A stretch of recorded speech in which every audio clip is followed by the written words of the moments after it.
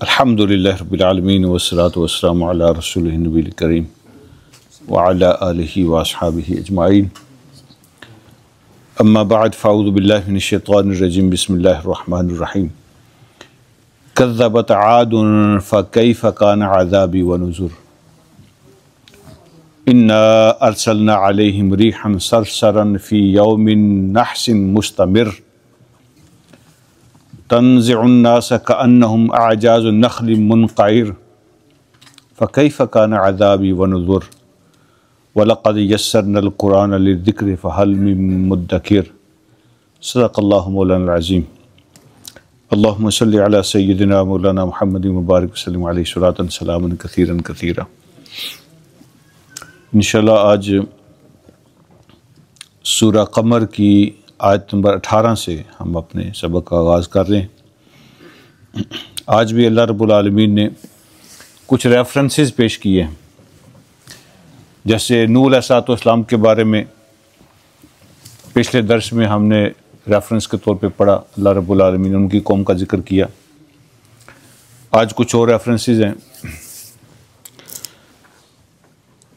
جب ہم ٹیکسی میں سفر کرتے ہیں، ماشاءاللہ ہمارے بہت سارے ساتھی ٹیکسی ڈرائیور ہیں، تو ہم ڈرائیور کو دیکھ رہے ہوتے ہیں لیکن اس پہ اعتماد کرتے ہیں، جانتے نہیں ہوتے۔ عام طور پہ آپ کے کسٹمر ایسے بھی ہوتے ہیں جو آپ کو بالکل نہیں جانتے، فرسٹ ٹائم ملاقات ہوتی ہے، لیکن ڈرائیور کو دیکھ رہے ہوتے ہیں، اس پہ ٹرسٹ کرتے ہیں، جہاں لے جائے کہتے ہیں یہ ایڈریس ہے، پھر سو جاتے ہیں۔ ٹرسٹ ہوتا ہے نا۔ بس میں بھی آپ اپنے ڈرائیور کو دیکھ رہے ہوتے ہیں لیکن ٹرسٹ کرتے ہیں صحیح لے کے جائے گا۔ ٹرین میں بیٹھے ہوں تو نظر بھی نہیں آتا، ڈرائیور بھی نظر نہیں آتا، ٹھیک ہے، کبھی ملاقات بھی نہیں ہوئی، پھر بھی ٹرسٹ کرتے ہیں، بیٹھتے ہی سو جاتے ہیں، کہتے ہیں جب لندن آئے گا بتا دے گا۔ اور اگر آپ جہاز میں سفر کرتے ہیں پھر تو بالکل ہی ملاقات کے چانسز کوئی نہیں ہوتے، اس میں تو 8, 10, 12, 18 گھنٹے کا سفر، سو جاتے ہیں، بالکل کوئی مسئلہ نہیں ہے۔ ایسے دل میں کبھی خیال بھی نہیں آیا کہ میں نے جانا پاکستان میں یا انڈیا لے گیا تو پھر کیا ہوگا۔ ٹرسٹ کرتے ہیں، وہ چلا رہا ہے، صحیح لے کے جائے گا، اس کو ڈائریکشن کا بھی پتہ ہے، وہ سمجھدار ہے۔ اللہ رب العالمین اس کائنات کو چلا رہے ہیں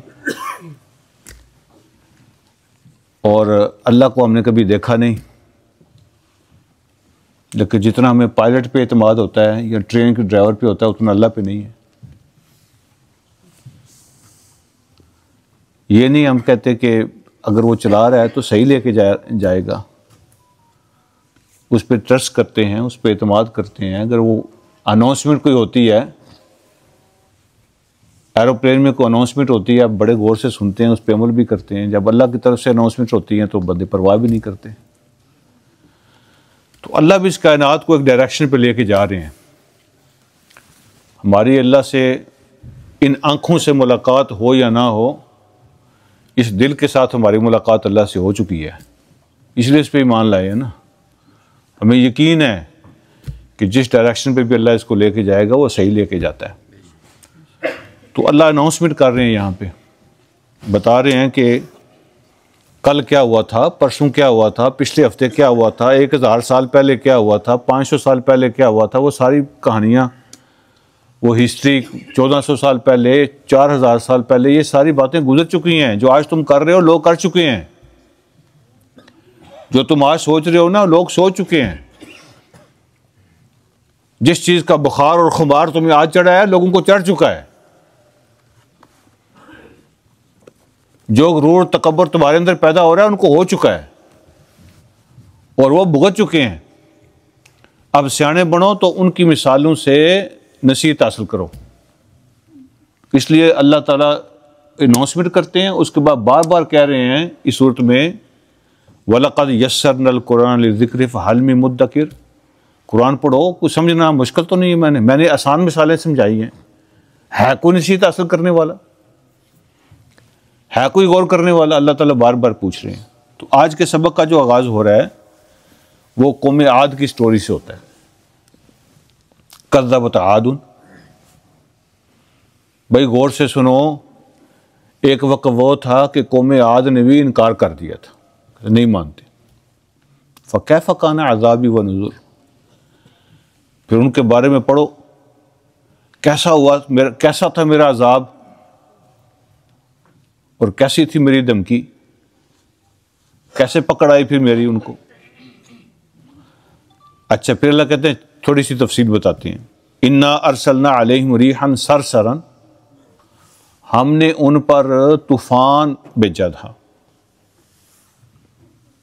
ٹھیک ہے، طوفان، سخت سردی اور سخت ٹھنڈی ہوا چلے. آپ کبھی یہ دسمبر جنوری میں اپنے دروازے کے نیچے انگلی رکھے نا، ایسے لگتا ہے باہر سے کوئی سوئی چبو رہا ہے، اتنی ٹھنڈی ہوا لگتی ہے. سخت سردی میں سخت ٹھنڈی ہوا، اور وہ بھی طوفان کی شکل میں، خون جم جاتا ہے اس میں. ہم نے وہ ان پہ بھیجی تھی فی یوم نحس، ایک ایسے دن میں جو ان کے لیے بڑا منحوس دن تھا. ان کے لیے وہ بڑا منحوس دن تھا، بڑا بے برکت، تباہی والا، مستمر. اور اس کی نحوست و بے برکتی لمبی چلی. یہ نہیں ہے کہ ٹھنڈی ہوا کا جھونکا آیا، جیسے 1 گھنٹے کے لیے 2 گھنٹے کے لیے چلی ہوا، طوفان نے آندھی آئی پھر رک گئی. ایسا نہیں ہوا، لمبی چلی. 7 راتیں اور 8 دن،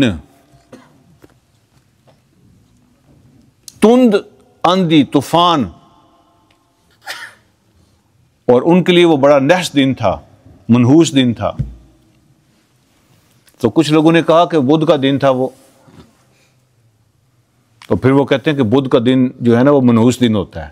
بدھ کے دن نہ کوئی سودا کرنا چاہیے کسی سے، نہ شاپنگ لین دین کرنا چاہیے، نہ کوئی اس طرح کی، نہ نکاح نہ شادی، کچھ نہیں. یہ منحوس دن ہے. اور اس آیت کی تشریح میں لوگوں نے پھر بس وہ اس طرح کی باتیں بھی لکھ دی، حالانکہ اس کا کوئی اسلام کے ساتھ کوئی تعلق نہیں ہے. کوئی تعلق نہیں ہے اسلام کے ساتھ اس طرح کی باتوں کا. کوئی گھڑی، کوئی ٹائم، کوئی دن یہ منحوس نہیں ہوتا. وہ انسان کی اپنی سوچ، اس کا اپنا کام، اس کی اپنی نیت، اس کا اپنا طریقہ منحوس ہوتا ہے. ہر دن اللہ نے پیدا کیا ہے، ہر رات اللہ نے پیدا کی ہے، پورا ہفتہ اللہ کا ہے، پورا مہینہ اللہ کا ہے. اللہ کا کوئی دن بھی منحوس نہیں ہے. یہ سب کہانیاں ہیں. پورے ہفتے میں سے کوئی دن بھی اٹ سیلف منحوس نہیں ہے. انسان کی اپنی نیت اور اس کے اپنے سودے ہوتے ہیں. تو کہا کہ وہ ان کے لیے بڑا منحوس دن تھا، کیونکہ وہ ان کی تباہی کا دن تھا نا، اس لیے وہ لمبا چلے. ان کی تباہی کا جو وقت تھا 7 راتیں 8 دن قرآن میں خود موجود ہے. ان کے ساتھ ہوا کیا؟ تنزع الناس، وہ ایسے لوگوں کو اٹھا اٹھا کے پھینک رہی تھی جو آندھی و طوفان ہے. کانہم اعجاز و نخل منقعر، گویا کہ وہ کٹے ہوئے جو کھجور کے تنے تھے. ایسے تیز آندھی آتی تھی، خون جم جاتے تھے، لوگ ادھر پڑے ہوئے ہیں. اور کچھ لوگوں نے کہا کہ ایسے طوفان آیا تیز، آپ نے دیکھا ہوگا یہاں بھی کبھی کبھی ایسے طوفان بھی آئے، گاڑیاں جو ہے نا وہ اڑ رہی ہوتی ہیں اس کے ساتھ، ٹھیک ہے، الٹ جاتی ہیں. اور ان کے لاشیں ایسے بکھری پڑی تھیں اس ٹھنڈی تیز ہوا کی وجہ سے. جو طوفان آئے تھے ایسے لوگ اڑ رہے تھے، مکان کی چھتیں دیواریں اڑ رہی تھیں، اور ایسے ٹکرا رہے تھے ایک چیز دوسری چیزوں کے ساتھ. اور جب ان کی لاشیں پڑی ہوئی تھی نا، اتنی تیز ہوا آتی کہ لاشیں جو ہے نا وہ کبھی ادھر کبھی ادھر. تو جیسے کسی تیز طوفان میں کھجوریں الٹی اکھڑ کے نیچے گر جائیں درخت، تو لگتا تھا جیسے کسی نے درخت کاٹ کے پھینکے ہوئے ہیں. جیسے کسی نے کھجور کے درخت کاٹ کے پھینکے ہوئے ہیں نا، ایسے ان کی لاشیں بکھری پڑی تھی قوم عاد کی. فَكَيْفَ كَانَ عَذَابِي وَنُذُرِ. انہوں نے تکبر کیا، اکڑے اور انکار کیا، تو پھر کیسے میرا پکڑ کیسی ہوئی اور میرا عذاب کیسا آیا پھر. وَلَقَدْ يَسَّرْنَا الْقُرْآنَ لِلذِّكْرِ فَهَلْ مِن مُدَّكِرٍ. تو یہ ایک اور تمہیں ریفرنس دے دیا ہے، اناؤنسمنٹ تمہیں سنا دی ہے، کوئی ہے؟ سمجھنا بڑا آسان ہے، قرآن ہم نے آسان کر کے پیش کیا ہے کوئی نشیت حاصل کرنے والا؟ پھر اللہ کہتے ہیں ایک اور اناؤنسمنٹ سنو، کذبت ثمود بالنذر، جو سمود تھے نا صالح علیہ السلام کی قوم، ان کو بھی ہم نے وارننگ دی تھی. نذر کا معنی وارننگ ہے. ان کو بھی ہم نے وارننگ دی تھی، الرٹ کیا تھا، غلط رستے پہ چڑھ گئے ہو، غلط کام کر رہے ہو. تو انہوں نے کیا کہا؟ فَقَالُوا أَبَشَرًا مِنَّا وَاحِدًا نَتَّبِعُهُ، اچھا ہم میں سے یہی ایک بندہ ہے، ہم اس کے پیچھے چلیں گے؟ یہی ملا تھا ایک اللہ کو ہم میں سے، تو ہم اس کے پیچھے چلیں گے.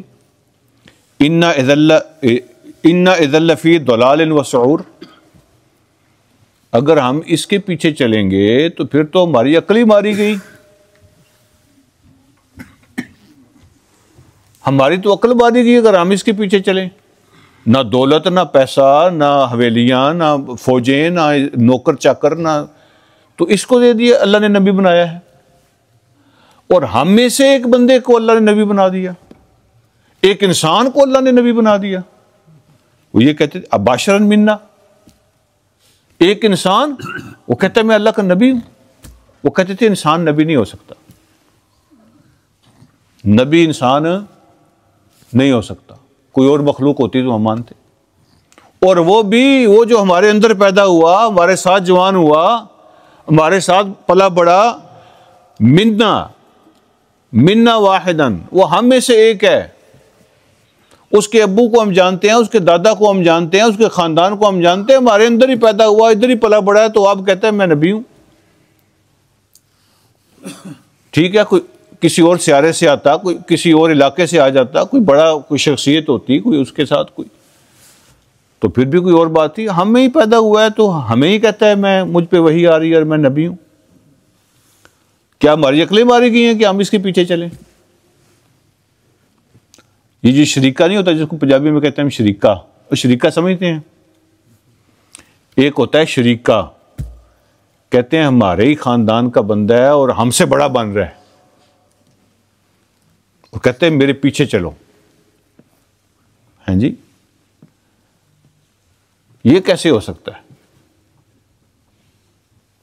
وہ شریکہ ہوتا ہے نا. تو ہماری عقلیں ماری گئی ہیں کہ اس کے پیچھے چلیں. اُلْقِیَ الذِّکْرُ عَلَیْہِ مِن بَینِنَا، اچھا وہی نازل کرنے کے لیے یہی ہم میں سے ملا تھا اللہ کو. یہ کہتا ہے مجھ پہ اللہ کا ذکر نازل ہوتا ہے، وہی نازل ہوتی ہے، اس پہ ذکر نازل ہوا اللہ کا. بل ہوا کذاب اشر، تو کہنے لگے نہیں، نعوذ باللہ، کذاب کا جو ترجمہ ہے نا ان کی زبان میں اللہ نے بیان کیا ہے. اپنے نبی کو صلی اللہ علیہ وسلم کو کہہ رہے ہیں بل ہوا کذاب، سب سے بڑا جھوٹا ہے، نعوذ باللہ، چھوٹا موٹا نہیں. انہوں نے کہا سب سے بڑا جھوٹا ہے. اور پھر کہا اشر، اشر کا معنی ہوتا ہے وہ آدمی جو دوسروں کے سامنے جھوٹی شان و شوکت، شیخیاں مارنا جس کو ہم پنجابی میں کہتے ہیں اپنی زبان میں. یہ ہمارے سامنے شیخیاں مارتا ہے، جھوٹی کہانیاں گڑ کے نا، تو بڑا بننے کی کوشش کر رہا ہے. پھر اللہ رب العالمین فرماتے ہیں سَيَعْلَمُونَ غَدًا مَنِ الْكَذَّابُ الْأَشِرُ، کل آنے دو. کل کا مطلب قیامت کا دن ہے. آنے دو وہ وقت جو کل آ رہا ہے، پھر تمہیں پتہ چلے گا کہ جھوٹا کون ہے اور شیخیاں کون مارتا ہے، تکبر کون کرتا ہے اور اکڑتا کون ہے اور جھوٹا کون ہے. پھر ہم تمہیں دکھائیں گے کہ کون غلط ہے اور کون صحیح ہے. اِنَّا مُرْسِلُ النَّاقَةِ فِتْنَةً لَهُمْ، انہوں نے پھر ڈیمانڈ کی تھی صالح علیہ السلام سے، اچھا چلو مان لیں گے. بعض اوقات نا کچھ لوگ یعنی ماکری کرنے کے لیے، ٹھیک ہے، مذاق اڑانے کے لیے کہتے ہیں اچھا اگر آپ اتنے ہی پہنچے ہوئے ہیں تو پھر یہ کام کر کے دکھا دیں. انہوں نے کہا اگر واقعی آپ اللہ کے نبی ہیں تو یہ جو سامنے چٹان ہے نا، اس میں سے جناب نوجوان موٹی تازی حاملہ پریگننٹ اونٹنی نکل کے آ جائے ہمارے سامنے تو مان لیں گے. تو میں نے پچھلے درس میں بھی شاید یہ بات عرض کی تھی کہ جب کوئی قوم ڈیمانڈ کرتی ہے اور نبی پھر اس کو معجزہ دکھا دیتا ہے اللہ کے حکم سے، اس کے لیے چانس ختم ہو جاتے ہیں۔ تو انہوں نے ڈیمانڈ کی تو صالح علیہ السلام نے دعا کی، اللہ یہ ڈیمانڈ کرتے ہیں، کہتے ہیں اگر یہ ہو جائے تو ہم مان لیں گے۔ تو اللہ نے فرمایا کہ ان کو بتا دو اگر پھر نہیں مانا تو کوئی چانس نہیں ہے۔ تو ان کے سامنے چٹان کے اندر سے اللہ پاک نے اونٹنی نکال کے دکھا دی، معجزہ آ گیا۔ اللہ فرماتے ہیں انا مرسل الناقہ، ٹھیک ہے ہم اونٹنی بھیج رہے ہیں، ہم بھیجیں گے اونٹنی، فتنۃ لہم، یہ ان کے لیے آزمائش ہوگی، یہ ان کے لیے آخری آزمائش ہے۔ فارتقبہم واصطبر، انتظار کیجئے، صبر کیجئے، یہ ان کے لیے آخری آزمائش ہے۔ اور ان کو یہ بتا دیں نبئہم ان الماء قسمۃ بینہم، اعلان کر دیں، ان کو بتا دیں کہ اب جو پانی ہے نا، جو کنواں جس سے پانی لوگ لیتے تھے، جانور بھی اور لوگ بھی پانی، ایک ہی کنواں تھا اس علاقے میں، تو یہ جو کنواں ہے نا پانی والا، اب قسمۃ بینہم، اب یہ میری اونٹنی اور ان کے درمیان یہ تقسیم ہوگی اس کی۔ ایک دن اونٹنی کا دن ہوگا، اس دن کوئی بندہ کنویں پہ نہیں آئے گا، یعنی اللہ تعالیٰ امتحان لینے کے لیے نا کچھ بھی کہہ سکتے ہیں۔ تو یہ ان کی آزمائش تھی، کہا ایک دن تم نہیں آؤ گے کنویں پر، تمہارے جانور نہیں آئیں گے، وہ اونٹنی کا دن ہوگا، اور ایک دن وہ نہیں آئے گی، تم آؤ گے، ٹھیک ہے۔ تو اس کا یہ مطلب نہیں ہے، ویسے لوگ کہانیاں بنا لیتے ہیں، اس کا یہ مطلب نہیں ہے کہ اونٹنی سارا پانی پی جاتی تھی، ٹھیک ہے، اس دن اونٹنی سارا پانی پی جاتی تھی، وہ اونٹنی اتنا پیتی تھی جتنا اس نے پینا ہوتا تھا۔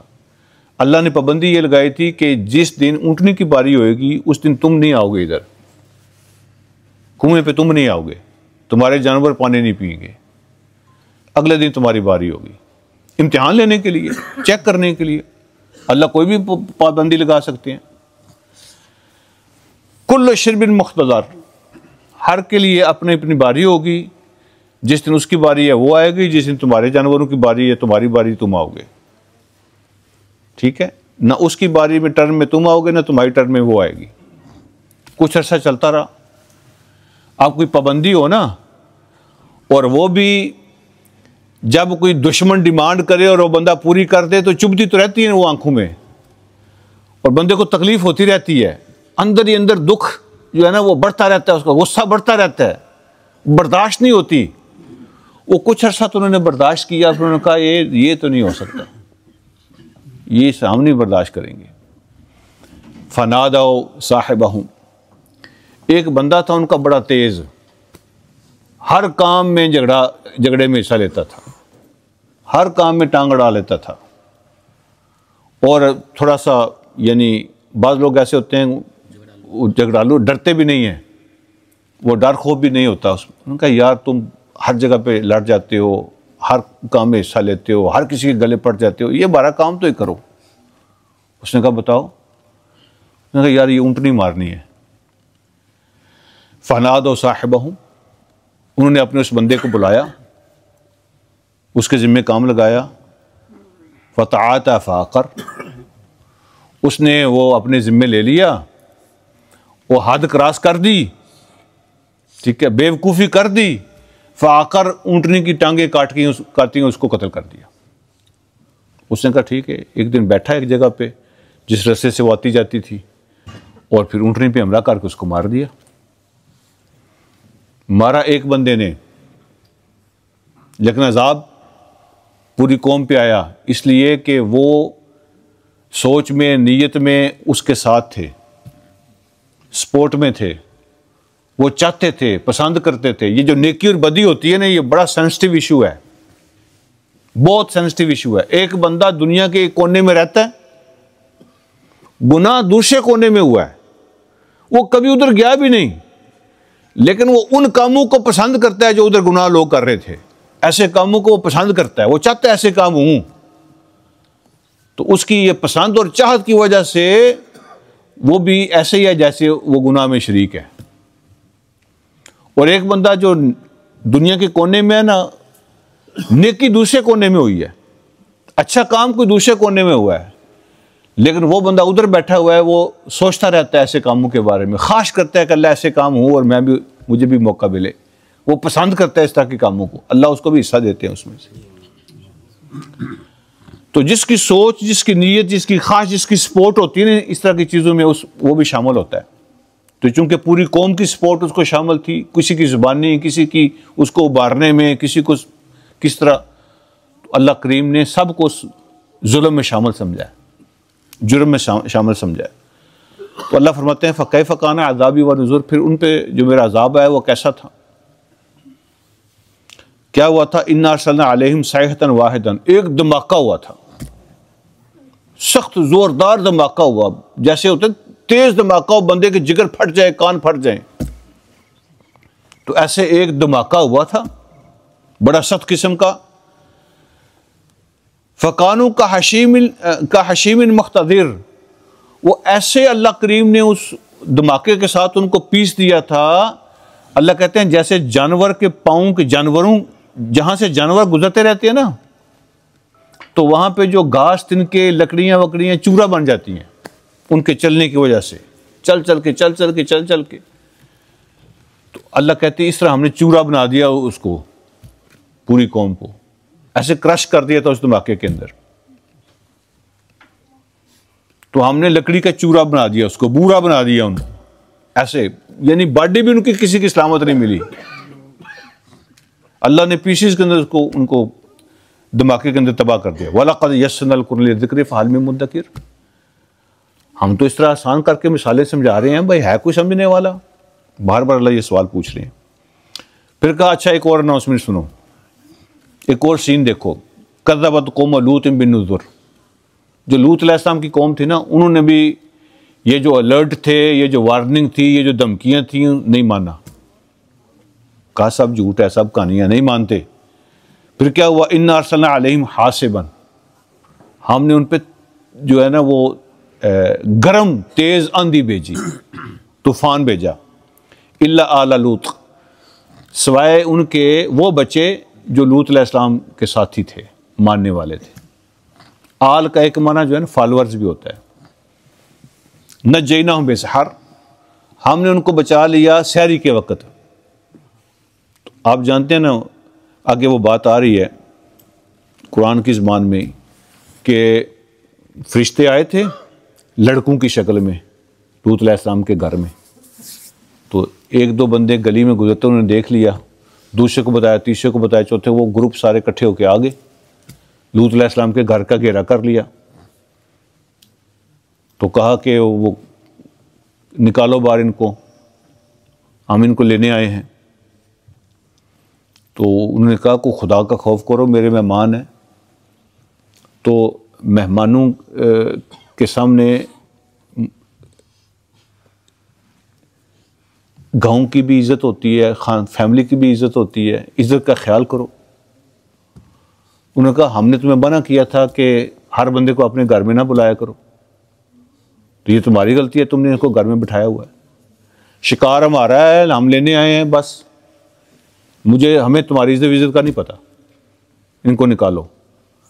جب لوط علیہ السلام نے انکار کیا، انہوں نے دیواروں اور دروازوں کو توڑنے کی کوشش کی، کہا لے کے جائیں گے۔ ان کی بیماری تو آپ جانتے ہیں، کئی دفعہ سن چکے ہیں، ہومو سیکسول تھے، تو کہا لے کے جائیں گے۔ آگے اللہ کہہ رہے ہیں کہ جب انہوں نے دیواریں اور دروازے توڑنے کی کوشش کی تو اللہ پاک نے ان کو اندھا کر دیا، اور اس کے بعد پھر ان پہ عذاب آیا۔ جب وہ نہیں مانے نا تو انہوں نے شور کیا، تو فرشتوں نے پھر بتا دیا کہ آپ پریشان نہ ہوں، ہم انسان نہیں ہیں، اللہ کریم نے ہمیں یہ ٹاسک دے کے بھیجا ہے، آج رات کو یہ فارغ ہو جائیں گے، آج رات کو یہ سارے کے سارے فارغ ہو جائیں گے، آپ نے ایسا کرنا ہے کہ آدھی رات کے بعد آپ نے جو آپ کے ساتھی ان کو لے کے نکل جانا ہے، دن نہیں دیکھیں گے، یہ کل کا دن نہیں دیکھیں گے۔ اس لیے اللہ فرماتے ہیں نجیناہم بسحر، سحری کے وقت تک ہم نے لوط اور اس کے ساتھیوں کو نکال دیا، وہ وہاں سے نکل گئے اور بچ گئے، ہم نے ان کو بچا لیا۔ نعمت من عندنا، یہ ہمارا خاص احسان تھا، وہ چند جو ایمان والے تھے نا لوط علیہ السلام کے ساتھی، ان پر ہمارا خاص احسان تھا کہ ہم نے ان کو بچا کے نکال لیا۔ اللہ کہتے ہیں ایسے ہی ہم کرتے ہیں سب کے ساتھ۔ اگلی بات اتنی بڑی ہے، یعنی یہ صرف لوط علیہ السلام کے ساتھیوں کے لیے نہیں ہے، یہ صرف نبیوں کے لیے نہیں ہے۔ اللہ کہہ رہے ہیں کذالک نجزی من شکر، ہم ایسے ہی بدلہ دیتے ہیں اس کو بچاتے ہیں، جزا دیتے ہیں ہر وہ بندہ جو اللہ کا شکریہ ادا کرتا ہے، جو اللہ کا شکر کرتا ہے نا، اس کی باتیں مانتا ہے، اللہ کا شکریہ ادا کرتا ہے، ہر اس بندے کے ساتھ ہم ایسے ہی کرتے ہیں، اس کو ہم نجات عطا فرماتے ہیں جیسے ان کو دی تھی، ان پہ اپنی رحمت کرتے ہیں۔ وَلَقَدْ أَنذَرَهُمْ بَطْشَتَنَا، ہم نے ان کو وارننگ دی تھی ہماری پکڑ سے بچ جاؤ۔ بطشتنا کا مطلب یہ ہے کہ ہماری پکڑ، ہمارا عذاب، اس سے بچ جاؤ بچ جاؤ بچ جاؤ، ہم نے بڑی ان کو وارننگ دی تھی، ہماری پکڑ سے بچو۔ فَتَمَارَوْا بِالنُّذُرِ، تو انہوں نے ہماری جتنی دھمکیاں تھیں، ہماری جتنی وارننگ تھی، ان سب کا انکار کر دیا، اس میں شک کیا، ہماری دھمکیوں میں اور ہمارے عذاب میں شک کیا انہوں نے۔ فَتَمَارَوْا، یہ شک کرنے کا معنی ہے اس میں، انہوں نے شک کیا اس کے اندر کہ یہ سب کہانیاں کس سے ہیں، یہ عذاب شاب کوئی نہیں ہوتے۔ پھر اللہ کہتے ہیں وَلَقَدْ رَاوَدُوهُ عَنْ ضَيْفِهِ، تو انہوں نے اٹیک کیا لوط علیہ السلام پر، لینے کی کوشش کی اس کے مہمان۔ فَطَمَسْنَا أَعْيُنَهُمْ، تو ہم نے ان کی آنکھیں اندھی کر دی، ہم نے ان کی آنکھیں اندھی کر دی۔ ایک مطلب یہ ہے کہ جب اندر گھسنے کی کوشش کی تو اللہ نے آنکھیں چھین لی، ایک معنی یہ ہے۔ لیکن کچھ لوگوں نے یہ معنی بھی کیا ہے کہ جن لڑکوں کو یا مہمانوں کو پکڑنے کے لیے وہ اندر گئے تھے تو وہ تو فرشتے تھے نا، انسانی شکل میں آئے تھے، تو اللہ کے حکم سے انہوں نے اپنی شکل چینج کی، اصلی وجود میں آ گئے، اور وہ نظر نہیں آ رہے تھے، تو وہ اندھے ہو گئے، جیسے کوئی چیز ان کو نظر ہی نہیں آ رہی، وہ فرشتے غائب ہو گئے۔ یہ بھی ایک معنی کچھ لوگوں نے کیا ہے۔ بہرحال اللہ کہتے ہیں ہم نے ان کی آنکھیں اندھی کر دیں۔ فَذُوقُوا عَذَابِي وَنُذُرِ، پھر ہم نے کہا اب چکھو ہمارے عذاب کا مزہ۔ وَلَقَدْ يَسَّرْنَا الْقُرْآنَ لِلذِّكْرِ سوری وَلَقَدْ صَبَّحَهُمْ بُكْرَةً عَذَابٌ مُسْتَقِرٌ، اور صبح کے وقت جب روشنی پھیل رہی تھی تو ہمارے عذاب نے ان کو پکڑ لیا، جو عذاب ان کے لیے دیر تک چلنے والا تھا۔ صبح کے وقت سحری تک لوط علیہ السلام وہاں سے نکل گئے، اور پھر جو باقی لوگ تھے ان کو ہمارے عذاب نے پکڑ لیا۔ فَذُوقُوا عَذَابِي وَنُذُرِ، پھر ہم نے کہا کہ چکھو اب ہمارے عذاب کا مزہ۔ وَلَقَدْ يَسَّرْنَا الْقُرْآنَ لِلذِّكْرِ فَهَلْ مِن مُدَّكِرٍ، قرآن کو ہم نے آسان کر کے سمجھایا ہے کوئی سمجھنے والا، کوئی نصیحت حاصل کرنے والا؟ پھر اللہ رب العالمین فرماتے ہیں کہ فرعون کے پاس بھی ہم نے اپنی وارننگ بھیجی تھی، اپنے نبی کے ذریعے سے ہم نے اس کو میسج دیا تھا، غلط رستہ چھوڑ دو، سیدھے رستے پہ آ جاؤ، سمجھایا تھا۔ فَكَذَّبُوا بِآيَاتِنَا كُلِّهَا، انہوں نے بھی ہماری ساری باتوں کا انکار کر دیا، کوئی ایک بھی نہیں مانی۔ فَأَخَذْنَاهُمْ أَخْذَ عَزِيزٍ مُقْتَدِرٍ، تو پھر ہم نے اس کو ایسے پکڑا جیسے کوئی طاقتور پکڑتا ہے، جیسے کوئی طاقتور پکڑتا ہے نا، پھر سپریم جس کی پاور ہوتی ہے، جیسے وہ پکڑتا ہے نا، ایسے پھر ہم نے اس کو پکڑا۔ پھر اللہ رب العالمین نے مکے والوں کو مخاطب کیا جو نبی علیہ الصلوۃ والسلام کے ساتھ دشمنی کر رہے تھے۔ اکفارکم خیر من اولئکم، یہ جو تمہارے شہر میں لوگ کافر ہیں بنے ہوئے، انکار کر رہے ہیں، کیا یہ ان سے زیادہ بڑے ہیں، ان سے زیادہ مالدار ہیں، ان سے زیادہ طاقتور ہیں؟ فرعون سے، قوم عاد سے، قوم سمود سے، ان سے زیادہ بڑے ہیں یہ مکے والے؟ اللہ کی ہر کام کے لیے ایک سکیم ہوتی ہے، ہر کام کے اللہ کا ٹائم ہوتا ہے، ایک سکیم ہوتی ہے۔ کوئی بندہ کہے نا میں کھڑا ہوں، نہیں اللہ کو مانتا، مجھے کرو جو کچھ کرنا ہے، اس کے لیے بھی اللہ کی ایک سکیم ہوتی ہے۔ ہر کام کے لیے اللہ کی ایک سکیم ہوتی ہے، اور اللہ کے فیصلے اس سکیم کے مطابق ہوتے ہیں، ہوتے ضرور ہیں۔ جیسے اللہ رب العالمین نے مکے والوں کے بارے میں پوچھا، آج یہ قرآن جو ہے نا مجھے اور آپ کو بتا رہا ہے کہ آپ کے دور کے جو ظالم ہیں کیا وہ ان سے بڑے ہیں جن کو اللہ نے تاریخ میں پکڑا ہے؟ جب سکیم کے اندر ان کا نمبر لگ جائے گا تو پھر ان کی بھی باری آ جائے گی جیسے اللہ نے پلان کیا ہوا ہے۔ اکفارکم، کیا یہ تمہارے علاقے اور تمہارے زمانے کے جو کفار ہیں، خیر من اولئکم، یہ ان سے زیادہ بڑے ہیں؟ ام لکم براءۃ فی الزبر، یا انہوں نے اللہ سے کوئی اسٹامپ لکھوایا ہوا ہے، کوئی اگریمنٹ کیا ہوا ہے کہ اللہ ہمیں نہیں چھیڑے گا؟ یہ ان سے زیادہ طاقتور بڑے ہیں یا اللہ سے کوئی ایگریمنٹ لکھوایا ہوا ہے کہ اللہ ہمیں نہیں چھیڑے گا، ہم جو مرضی کریں؟ ام یقولون نحن جمیع منتصر، کیا یہ کہتے ہیں کہ ہم طاقتور ہیں؟ ہم جمیع کا معنی ہوتا ہے بڑا جتھا، سارے اکٹھے بڑا جتھا ہیں، منتصر اور پاورفل ہیں، ہم اپنا دفاع کر سکتے ہیں، اپنے آپ کو پروٹیکٹ کر سکتے ہیں۔ یہ کہتے ہیں ہماری فوجیں بڑی ہیں، ہماری پاور بڑی ہے، ہمارے ریسورسز بڑے ہیں، ہم اپنے آپ کو پروٹیکٹ کر سکتے ہیں۔ اچھا جی، اللہ کہتے ہیں سیہزم الجمع ویولون الدبر، وقت دور نہیں ہے، ہم ان کے سارے جتنے بھی ہیں نا اکٹھے ہو جائیں تو ہم ان کو شکست دیں گے۔ They will be defeated soon، یہ معنی ہے اس کا، سیہزم الجمع۔ یہ سارا پورے کا پورا جو گروپ ہے نا جس کو کہتے ہیں ہم بڑے ہیں، ان قریب ان کو مار پڑے گی اور یہ پیٹ پھیر کے منہ پھیر کے بھاگیں گے۔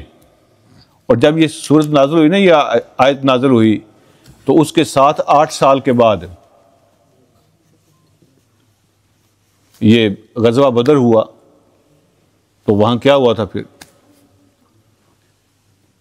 وہ جو ٹولڈ مکے لے کے آئے تھے، جب لڑنے آئے تھے نا مکہ والے بدر کے میدان میں، وہ ڈھول باجے لے کے آئے تھے۔ ہمارے لیے تو مسئلہ نہیں ہے، ہم تو کیڑے مسلنے جا رہے ہیں، جائیں گے اور ان کو ختم کر کے تو ڈھول باجے بجاتے ہوئے واپس آئیں گے۔ ڈانس کرنے والے ساتھ لے کے گئے تھے، شراب ساتھ لے کے گئے تھے، ڈھول باجے لے کے گئے تھے۔ انہوں نے کہا کہ یہ تو مدینہ تمہارے سامنے مسئلہ ہی کوئی نہیں ہے، ہم جائیں گے ایسے موج مستیاں کرتے ہوئے۔ وہ موج مستیاں کرتے ہوئے آئے تھے اور ان کا پلان یہ تھا کہ موج مستیاں کرتے ہوئے واپس جائیں گے، یہ کیا مسئلہ ہے ہمارے سامنے؟ تو اللہ رب العالمین نے ادھر ہی پہلی جنگ میں شکست ان کو ہو گئی تھی، 70 مارے گئے تھے، 70 پکڑے گئے تھے، اور وہ منہ پھیر کے بھاگے تھے۔ ان کو سمجھ نہیں آئی تھی یہ ہوا کیا۔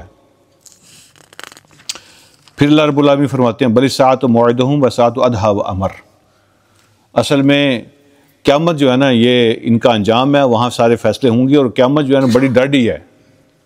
ادھیٰ کا معنی ہے وہ بڑی ڈاڈی ہے، وہ امر اور بڑی تلخ ہے، وہ وقت بڑا سخت اور بڑا تلخ ہوگا ان کے لیے۔ ان المجرمین فی ضلال وسعور، یہ مجرم جو ہے نا وہ گمراہی میں پڑے ہوئے ہیں، آگ میں پڑے ہوئے ہیں، ان کی عقلیں ماری ہوئی ہیں۔ یوم یسحبون فی النار علی وجوہہم، اس دن ان کو گھسیٹ کر منہ کے بل دوزخ میں آگ میں پھینکا جائے گا، منہ کے بل گھسیٹ کر آگ میں پھینکا جائے گا۔ ذوقوا مس سقر، اور پھر اعلان کیا جائے گا آج شعلوں کا مزہ چکھو، چکھو شعلوں کا مزہ۔ ان کل شیء خلقناہ بقدر، ہم نے ہر چیز کو ایک اندازے کے مطابق پیدا کیا، ہر چیز کی تقدیر، ہر چیز کا اندازہ مقرر ہے، ہر چیز کے فیصلے ہو چکے ہیں۔ یہ تقدیر کی بات اللہ نے کی ہے، ہر چیز طے ہو چکی ہے، کیسے کب کتنی کیسے ہونی ہے سب طے ہو چکا ہے۔ اور جیسے کہتے ہیں نا کہ قبر بھی طے ہو چکی ہے، کس بندے کی کہاں بننی ہے یہ ہو چکی ہے، سانس گنے جا چکے ہیں، قبر کی مٹی طے ہو چکی ہے، قبر کے کیڑے بھی پوائنٹ ہو چکے ہیں، ہر چیز کا فیصلہ ہو چکا ہے، بس ایگزیکیوٹ ہونا ہے اللہ کی طرف سے۔ یہ جو تقدیر ہے نا، یہ میرا چھوٹا بھائی ادھر بیٹھا ہوا ہے، وہ ایک دن مجھے کہہ رہے تھے کہ تقدیر کے مسئلے میں الجھا رہتا تھا، تو ایک جملے نے جو ہے نا وہ مجھے کافی میری تو الجھن دور ہو گئی ہے۔ وہ ایک دفعہ میں نے آپ سے کہا تھا نا کہ تقدیر یہ ہوتی ہے کہ جو ہونا ہے وہ نہیں لکھا، جو لکھا ہے وہ نہیں ہونا، جو ہونا ہے وہ لکھا ہے، یہ تقدیر ہے اصل میں۔ ایک اور جملہ سن لیں، تقدیر اصل میں اللہ کے علم کا نام ہے، اللہ کا علم لکھا ہوا ہے۔ تقدیر جو ہے نا یہ اللہ کا علم لکھا ہوا ہے بس. اور جب کوئی بندہ اپنی مرضی سے کام کرتا ہے نا اس کو دوبارہ لکھا جاتا ہے. اللہ کے علم جو لکھا ہوا ہے نا اس کے مطابق ہمیں سزا نہیں ہونی. مثلا اللہ نے لکھا ہوا ہے کہ فلاں بندہ فلاں وقت یہ گناہ کرے گا, یہ اللہ کا علم ہے, اس نے لکھا ہوا ہے, لیکن اپنے علم کی وجہ سے اس بندے کو سزا نہیں دیتا. جب وہ بندہ کام اپنی مرضی سے کرتا ہے اس کے بعد فرشتوں سے کہتا ہے دوبارہ لکھو اس کا یہ کام جو اس نے اپنی مرضی سے کیا ہے وہ لکھو دوبارہ. وہ دوبارہ لکھا جاتا ہے, اس کے مطابق جزا اور سزا ہوتی ہے. اللہ نے پہلے لکھا ہوا تھا. تو تقدیر یہ ہے کہ اللہ کا علم لکھا ہوا ہے پہلے سے, لیکن بندے کو اس نے آزادی دی ہے. جب تم اپنی مرضی سے وہ کرو گے نا دوبارہ کام جو میں نے پہلے لکھا ہوا ہے, میرا علم لکھا ہوا ہے پہلے سے, اب اللہ فرشتوں سے کہتا ہے دوبارہ لکھو, اور اس کے مطابق پھر اس کا فیصلہ ہوگا جو اس نے اپنی مرضی سے کیا ہے. ہر چیز لکھی ہوئی ہے. اور وہ جو قیامت آئے گی نا, اللہ کہتے ہیں جیسے آنکھ جھپکنے ایسے ہوتا ہے نا, اتنی دیر بھی نہیں لگے گی. مجھے اس کا مسئلہ نہیں ہے, ہم اس سے پہلے اس طرح کے بہت سے گروہ ہلاک کر چکے ہیں. ٹھیک ہے, تو ہے کوئی نصیحت لینے والا؟ ان المتقین فی جنات و نہر. آخری بات, تقوی والے لوگ جو متقین جو ہیں نا وہ جنت میں ہوں گے, اور نہروں باغات اور نہریں ان کے لیے ہوں گی. فی مقعد صدق, عزت کا مقام ہوگا. اور ہوگا کہاں پہ؟ عزت کا مقام ہوگا عند ملیک مقتدر, اس مالک کے سامنے, اس مالک کے پاس جس کے اختیار و اقتدار میں ہر چیز ہے. تو اللہ کے پاس جو ہے نا تم مہمان خصوصی ہوگے وہاں پہ. تو اللہ کے سامنے کا مطلب یہ نہیں ہے کہ ایسے اللہ سامنے بیٹھا ہوگا اور ہم اس کے سامنے بیٹھے ہوں گے, ایسے نہیں. مطلب یہ ہے کہ تم میرے پاس ہوگے. یہ میٹافوریکل لینگویج ہے, یعنی تمہارا ہائی مقام ہے, تم اللہ کے پاس ہوگے. عند ملیک مقتدر, اللہ کے پاس تمہارا مقام ہے, اور وہ بادشاہ ہے اور مالک ہے, اس کے پاس تمہارا مقام ہے. متقین جو ہے نا جنتوں میں اور نہروں کے پہ ہوں گے, اور جو بادشاہ ہے نا بڑا اقتدار والا, اس کے پاس تمہارا مقام ہوگا. اللہ مجھے اور آپ کو سمجھنے کی توفیق عطا فرمائے. وآخر دعوانا الحمدللہ رب العالمین. انشاءاللہ اگلے